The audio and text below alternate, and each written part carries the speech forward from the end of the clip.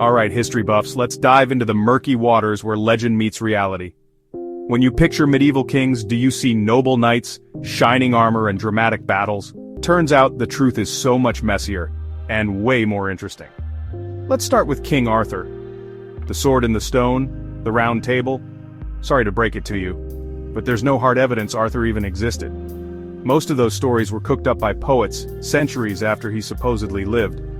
If there was an Arthur, he was probably a warlord, not a king in a shining castle. Now, Richard the Lionheart.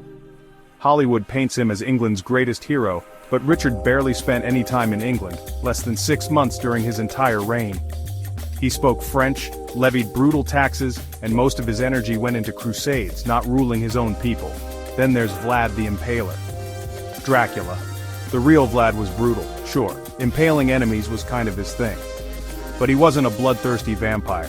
He was a ruler defending his land from invaders, and his legend grew thanks to enemies who wanted to paint him as pure evil. Why do these legends stick? Because stories sell. Medieval bards and later Hollywood loved a good hero or villain story. Real kings were complex and flawed and often ruthless. The fairy tale version? That just makes for better bedtime stories. Next time you hear a legendary tale, remember, behind every myth is a messy, fascinating reality. And honestly, the truth is way cooler than the fiction. If you enjoyed this myth-busting journey, hit that like button and let me know which legendary king you want to hear about next.